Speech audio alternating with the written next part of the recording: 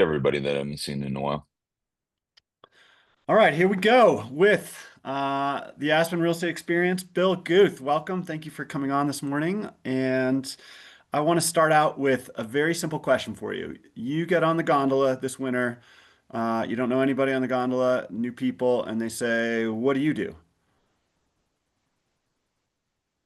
Hmm.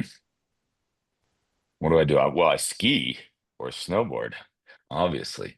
Um, what do I do? I generally talk about sort of real estate first, and the different businesses that I have in real estate. And I tend to keep the political side to the end, depending on how the conversation's going. And for those of you who don't know, the political side is Aspen City Council person. Is there more to it than that? No, Okay. definitely not. And on the real estate side, what would you say? So if they say, "Well, what do you do in real estate?" Various real estate businesses. My core business has always been development of super high-end single-family homes in Aspen. Also own the majority of Aspen Title and Escrow. And since sort of the beginning of COVID or just before COVID, I've started a platform investing in and managing sort of value add commercial real estate throughout Western Colorado. So as far east now as Avon and as far west, hopefully as of this afternoon, we'll be acquiring for certain a property in Newcastle. You're ever expanding your empire. I like it. How did you first get into real estate? What was it that attracted you, or what was the catalyst? But I grew up around it. My father is and was an infill developer in Toronto, sort of small scale, you know, 5 to 10 townhouse type of developments in Toronto, a little bit of commercial real estate. Never thought I wanted to do it. Always sort of, he always built everything himself, and that felt like a lot of babysitting to me and was not very interesting to me. So I pursued a career in hospitality and lived and worked in Las Vegas for 4 years and went to university for hospitality management, and then decided one day that I thought I was going to combine those two interests and develop hotels and resorts around the world, and graduated my master's program right into the great financial crisis.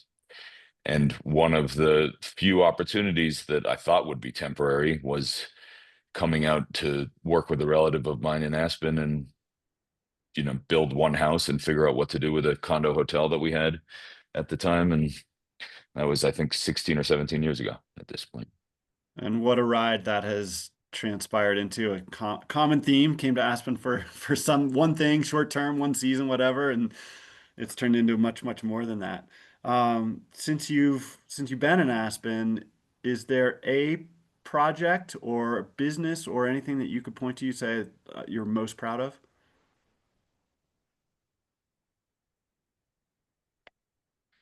Um, I'm so lucky to have created these physical things.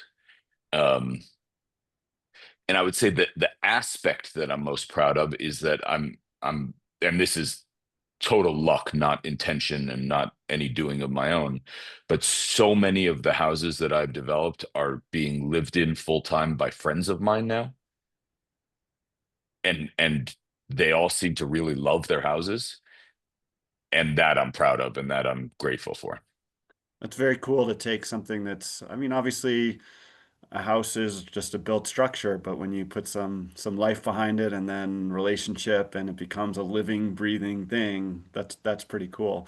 Yeah, Uh, when I get invited, or me and my family get invited over to their houses for dinner, and we see that they have transformed this thing that was, a profit-making venture for me, and really just a tangible um widget at the end of the day, right? right. Into a home that they are really, living and breathing and enjoying. That means a lot to me. Yeah, so talk about that for a second because I love the word of using widget. Obviously, what you create is so much more. I mean, the level of sophistication of design, the quality, in many ways, pushing the envelope or beyond the envelope to what many other people have seen in Aspen with each project. Are there things, especially now that you get to go back into these homes and your friends are living there, and of course, like you said, they love them. Are there things you learn through that process where you'd say, oh, I'm going to do that differently next time, or that was a mess up that I just hadn't really thought about? Absolutely. And we are very intentional in trying to be our own biggest critics at the end of a project. And when even though we might be hearing sort of universally great feedback about something, we go in and say, all right, what are the 10 worst things about this project and this house, and what could we have done better, and what do we wish we had the ability to do better, even if we couldn't have done it better on this project? What do we want to make sure that if we have the ability to do better on another one, um, we don't forget about it? Yeah. So yeah, constant sort of learning curve, constant effort to improve and do as best as we can. And it's as big as like, you know, make sure we have a big enough mudroom. Like we all know how much gear we all have here and the seasons and what a pain it is to switch out that gear from season to season. And if we can accommodate four kids and two adults, each with their own nicely sized kind of locker, plus a bunch of room in a mudroom, like that should be the bare minimum standard, right? Down to like very sort of small refined things like um what the really the best, most durable, sexiest treatment on a garage floor might be. Yeah, Like, interesting. So I love that there's the parallel that I've seen in my real estate world over the years, whether that's sales or now as a partner and one of our leaders at our company is every transaction is different, something new to learn. Just like for you, every property you develop, everyone you go look at. So when you say, "Wow, that was a home run, that was a grand slam, we just nailed it on that," and sure, there's some things we can fix. That doesn't mean the next one is assured to be that way. It's a different piece of land, a different location, different constraints, opportunities, etc. I was laughing the other day when I received a floor plan for a project I was looking at, and the architect had sent this preliminary, very, very early floor plan and looked great. And then I said, "Well, where's the mechanical?" "Oh, yeah, we need to have a spot to put the mechanical." And so even people who are seasoned and in the business, like you just have to constantly be on top of where things go or where things can be missing. On that note, yeah, one tool that I've used, sorry to interrupt, yeah, Andrew, one please. tool that I've used, and it's very much a living document for us and my team, is I've created this sort of, and I was inspired by something I saw that the great hotel chains of the world use, and they have like a design standards manual. So Uh-huh. they don't tell you what the spec for the carpet has to be, for example, but they Right. tell you what that standards of that spec must be. Oh, And so interesting. there's certain, we have this, it's probably a 10-page document now where it's like a bedroom must be at least X feet by Y feet, Yeah. minimum. If it deviates from that, you have to have a conversation with me. Yeah. And, minimum clearance heights on stairwells must be this. And the types of hose bibs that I like to use are this. And just these things that especially if I'm working with a brand new architect, they don't know that that's my expectation. So, Sure. um, that's something that I've found helpful and I continue to use and improve on. So, I mean, makes perfect sense, right? If this is your business, you don't want to reinvent the wheel every time. And I think that translates across to we have several agents on the phone or just anybody the way they do their business. I'm a list person, so I love codifying what's out there, a checklist for a transaction, a checklist for if you're going to, do something repeatedly over time. Makes a ton of sense. What's your biggest challenge that you're facing right now in your business? Well, each business is a little bit different. Maybe I should go one by one, but in Let's the do in that. the Yes. residential spec side, the value of land, and value of sort of projects to acquire is unbelievable. It's really hard to find any profit margin um, to do this as speculative venture. Isn't that always Um, true in Aspen though? I mean, I agree, right? Like the market's gone on this big run, so it's got to be probably as hard as it has ever been. But are there times where you've said, "Oh no, this is actually like this makes sense"? I feel like it's always hard to find a good piece of land and a good project. well, listen, the super old school historic way of thinking about development was this rule of thirds, right? Where it's like a third land, a third improvement costs, a third profit. Um, and there was a time where that was true. I was buying West End properties, either Victorian or not, for $3 million-ish, $4 million, sometimes five, and it would cost us five or six something to build, and we'd be able to sell it in the high teens. Um, that sort of made sense. But now when you got to buy a property at 11, 12 million, you got to spend 15 plus million in improvement costs, and it still maybe is only worth high 20s, low 30s. There's really not any money there. Yeah. Um, Interesting. So how do you do that? I so mean, obviously you have business going on. Is that pre purchasing those pre this valuation environment? Are you on hold right now? What does that mean? I think you have to be extremely disciplined and careful and picky. We're buying something today, which does make me a little bit nervous, but I think it's a special enough property to warrant it. It's a 1420 Red Butte. Um, Never hit the market, this property, though some of you may have heard about it from Riley, or maybe even seen it. But it's a 6,500 square foot house, pretty timeless architecture in pretty good condition. It feels a little dated, and we're going to refresh it. But it's right on the river. It's special enough that we think that we can invest, an incremental 10 million and have a $45 million property on our hands. So And that's one of the few renovation opportunities that I've seen in a while that I think makes sense. But I think it really comes down to cost, right?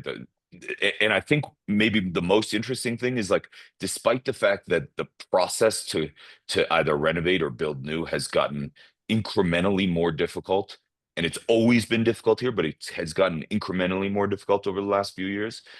Buyers seem to be interested in projects because they can't find anything close to what they want, and that's driving the cost of major remodels and land up, sort of simultaneous to the development costs. and speaking of your Red Butte property, I mean, that seems to speak to what you have tapped into, which is, and just alluded to, buyers here seem to have a consistent hunger for beautiful, brand new turnkey walk in the door, and we're constantly limited supply with that, especially in prime locations. So you're going to buy a property where you say, hey, you're a little nervous about it. You're going to invest 10-ish million more dollars into it, which I hope you sometimes take a step back and say, that's just wild on its own. We're doing a remodel for $10 million to hopefully turn this property and put it out there in the 40s. So just the numbers alone. But that's the sweet spot, right? To be able to find somewhere where a buyer says they don't care when they look in the MLS or Zillow or Assessor and see what you paid, do their own math, what you put into it. They recognize this is an opportunity for them because they don't want to do the work, they don't have to do the work, the time involved, et cetera, et cetera. That's got to be where you just keep going back to the well, right? Correct. Yeah. Yeah. Interesting. So, all right. So So talk I about think your other that's the businesses. challenge there. I think on the commercial side, the biggest challenge remains, two things. One is there's a lot of owners of commercial property who have owned their property for a significant amount of time. Their bases are low. They've even with poor management, they've had a great run up in their net income. And it's just, there's not a lot of selling pressure on them. Most of them did not take on a ton of incremental debt, even when rates are low. And then they have these attachments in their mind to what cap rates were at one point in time, whether it was post COVID or some other time. And they go, okay, yeah, this, for sure, this is a four cap. And you're like, well, that's negative leverage. Why would I buy your property to lose money? There's no real huge value add opportunity or development opportunity here. You got to get realistic on the price. And they go, no, that's my number. Take it or leave it. And so there's a real disconnect on the sort of what buyers can make work and what sellers expect on commercial side. Starting to soften a little bit. There's always death, divorce, family infighting, business partners fighting, um, debt maturities, things like that, that sort of nudge things along a little bit more than they would otherwise. But still challenging, still really challenging. The one we're buying in Newcastle, hopefully, there's two primary owners of this property who hate each other, and so that's really what has created this opportunity for us to buy. Which is a fascinating aspect to real estate, right? That it's not always just the location, it's not what it costs to build, it's not what you can sell for, it's the people, it's the dynamics where there can be opportunity. And I want to come back to that actually in a different way in a few minutes. Um, I don't want to pivot to what are your challenges as an Aspen City Council person. I want to stick with real estate, but I do want to ask, since you've been a city council person. Have you noticed any change in your ability to get permits or approvals or just go through the process, or are you still treated like just the same Bill Guth you were before? Maybe worse. It's difficult. I'm a polarizing figure in council, and we can talk more about that, right? And I'm one of the few contrarians that we've had, and I'm outspoken, and that can upset people. Um, what I have now is access, and I get sort of a response. It may not be the response that I want, but I get a response quickly because they see my name on there. Mhm. But I'm not getting preferential treatment. That's for certain, nor would I expect that. Um, it- but it is we have a really broken, messed up administration of our land use processes, and I'm working so hard to illuminate that for other council members and for staff. It's one of those things that it's easy to sort of isolate into its own box. Our 4 out of 5 of our council members are never really dealing with any significant building permits or land use processes in their lives in Aspen. It's never going to happen. Um, and and even senior city management, unless you're the head of the community development department, you're not really experiencing and understanding what it is. So Right. um, it they say they are working on it. I don't have a ton of faith, but the more that we as a community can speak up and illustrate and illuminate the challenges with it, I think the better we'll all be in the long run. Because it's Well, it's a not the code conversation. it's not our code that's the problem, right? I'm actually a fan Mhm. of our land use code in the majority of instances. It's the administration of it that's the problem. Yeah, so a conversation for another day, but and you and I have talked a little bit about this in the past. I always am amazed at a couple things. One is that we have not just in Aspen, it's true Picken County, it's true in a lot of municipalities. We have elected officials or committees that are in charge of significant built environment decisions, not just getting a permit for a house, but major civic buildings and everything else, huge developments like the lumberyard, et cetera. And many of those people have no formal experience, training, background whatsoever in real estate, but they're charged with making these decisions. I find that fascinating. And then the second is, and you know this, but it is interesting to me from a real estate agent standpoint and working with clients that many times the conversation when people are somewhat agnostic to where they want to buy in the Upper Valley, that the conversation will pivot to, well, here's what the process and the time is like in Aspen and the cost to get a permit. Here's what it's like in Snowmass Village, and here's what's like in Macon County. And the three are so disparate that it actually can really influence decisions. And to me, that's a little bit unfortunate. It feels like it should be somewhat of a level playing field in that regard, and it's just not. So it's just what it is. Um, what do you what do you enjoy most in your day? What makes you smile the most? I think blame this on my ADD or whatever it might be, but I love the fact that I'm basically never doing the same thing twice. I'm constantly juggling sort of pretty disparate roles and decisions and challenges. I might be more successful in life if I was able to sort of focus on doing one thing over and over and again, but that's just not me. I'm not good at that. I'm always sort of seeking something new, and um, I'm sure I also benefit from that because you apply lessons learned in one thing to something else. But um, yeah, I love the fact that my life is not boring, that I wake up every day and deal with, pretty different things and different challenges and different tasks. Um, and then I love creating sort of physical things that I can, whether it's improving existing commercial stuff or building a house, restoring a Victorian. I love that sort of tangible process of creation. There's something powerful in that. I'm not really a podcast person. Somebody got me onto this one podcast I've been listening to recently, and the other day it touched on that concept of creating people who are able to or find a way to consistently be creative and create things find that that's the key to happiness. It's not necessarily creating wealth; it's creating tangible things, or it's creating art, or it's creating whatever it is for each person. That is directly correlated with happiness. So it makes your answer makes a ton of sense. I want to ask you about a specific process you went through a couple of years ago, or maybe several years ago now. You made a decision to go to auction with some of your properties and projects, and I got a front seat in that almost by accident, and ended up representing the buyer for one of those. Why did you go through that process, and would you do it again, or what was the, I guess sort of the benefit or the pitfalls of it? Um, what led us to do it was the oh shit moment of COVID, sort of, people aren't traveling, people aren't coming here to look at properties at the moment. We've got inventory.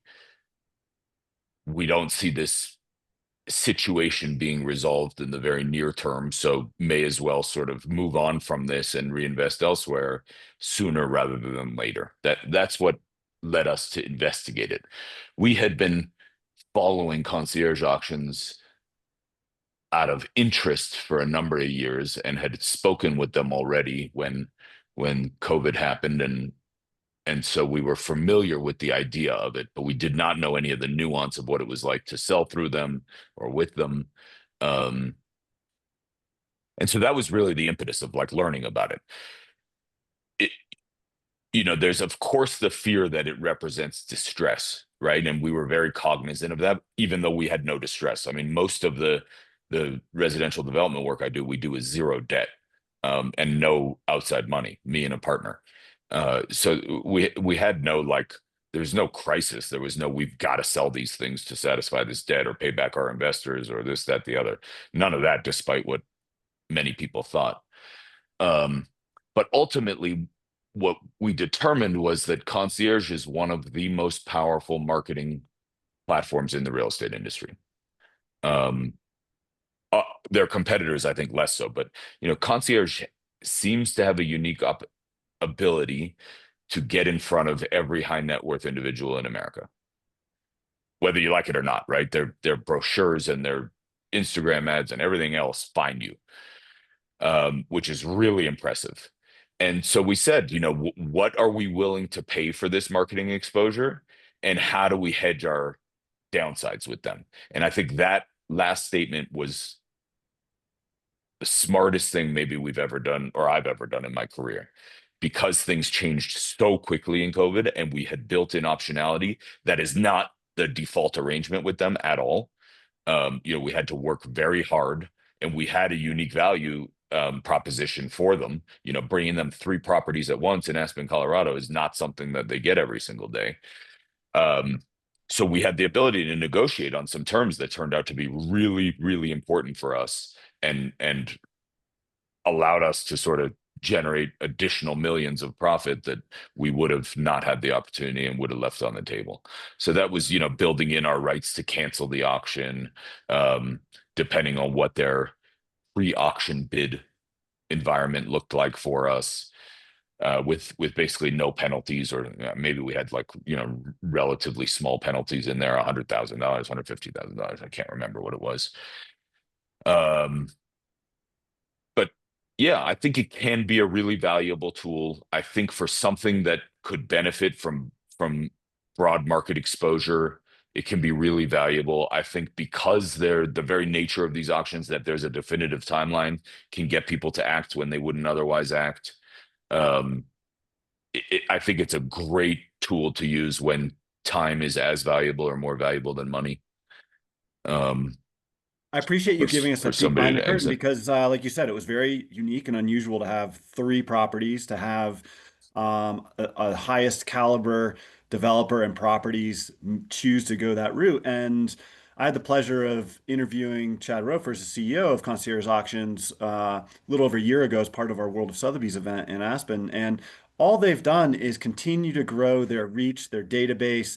I get their emails regularly. If you look at the properties on there that they represent, I mean, these are incredible properties around the world. And I'm surprised they haven't tapped in a little bit more or been able to tap in more to our market. But I think it goes to exactly where you started, which is auction still carries this thought of distress. And so many sellers here say, hey, I want to sell, don't need to sell. And so auction means no, I need to sell, and I don't want to telegraph that to the market. I've seen recently they've pivoted and have another platform now or option now where it's off-market auction, which is a fascinating thing because it's so counter to just being out there in the public and the huge reach. But I think what they're seeing is they can tap into people who don't want it to be as public out in front of the whole world. Like maybe they're in distress, but they do want to use that network. So it'll be interesting to see how that goes as well. We have just a couple minutes, so I want to ask a few things. One is, are you using AI in your business? Do you see this as an opportunity in real estate? How are you using Yeah, it? we're playing with it. We're not relying on it, I think is the simple answer. We're finding that there might be some really valuable tools related to leases and how we process our and compile our lease data. So we tried it through ChatGPT, the pro version didn't have sort of the success that we were hoping for, but we're starting to drill in on some more specific commercial real estate lease tools that we hope we find promise in. That's been interesting. On the Red Butte property that I mentioned earlier, I took a photo of that property on my iPhone standing in the backyard, and I started feeding it prompts saying, change the roof material to be this, remove this stone fireplace mass, put in a big wall of glass sliders. And, while this was not the highly refined photorealistic um, type of renderings that I'm used to creating for marketing my projects, it was an incredibly valuable tool for sort of visualizing what this could be on the fly at essentially no cost. That is I'm so cool that you could just do super that. I mean, impressed by so that. valuable for you, right? That just to go look at a piece of land, look at a property, whatever, and all of a sudden see it in real time like that. Totally. I thought that was really a neat use case for it. Um, we are also exploring it from a bookkeeping assistance standpoint. Mm. So on the commercial side of the business, we use a software platform. It's one of the three leaders in the industry called Yardi. You might be familiar with. And there's a program called I think it's called Proper.ai that plugs into Yardi that helps with all your bank reconciliations and makes your accounts receivable and accounts payables processes supposedly significantly more efficient. So in our environment where it's so expensive and difficult to hire people to do those type of admin tasks, if we can leverage our own abilities and make them more efficient, we're all about that. Cool. Let's finish on this. Where do you see the Aspen real estate market headed in the next year to 5 years? I have no crystal ball, but so I can only rely on what I see as the recent trends, which are, turnkey, really good, well located, special is commanding all-time sort of prices and um, transaction speeds like I've never seen before, and that I don't see that going anywhere. I think that sellers are going to need to get realistic on what their prices are for stuff that requires a lot of work and brain damage, because someone buying a 10, 15, $20 million house that isn't that great isn't moving into that house as is. And the incremental amount of work and time that needs to be invested in these properties just doesn't jive with the expected selling prices at all. There's lots of West End stuff that's priced in the high teens. That's like, yes, this is a good location, but it needs another $15 million for it to meet the standards of today's buyers. So why is it worth 19 million? I don't know. It's probably worth 8 or 9 million. But how do you get the seller to swallow that? Yeah, interesting. Well, it's a fascinating market to be a part of. I really appreciate you taking time to be on with me this morning with all of us. I had in the Yeah. chat somebody asked, "What was the podcast?" Telepathy Tapes is the name of the podcast I've been listening to. It's a Oh my little far God. out there, but Is that unbelievable? I listened it to most of that so far. That is unbelievable. it is wild. It's one of those where it's like I've never really listened to a series of podcasts, and I just keep getting sucked in each episode. So that's what that is. Um, Thank you, Bill. Ted also asked if I'm considering any high-end spec projects in Basalt and Carbondale. I don't like to do for sale residential outside of basically Red Mountain and West End. This Red Butte's a bit of an outlier for me, but that's because I don't have the discipline to execute except at the very, very highest level. I know that. That's just what my DNA is sort of geared towards.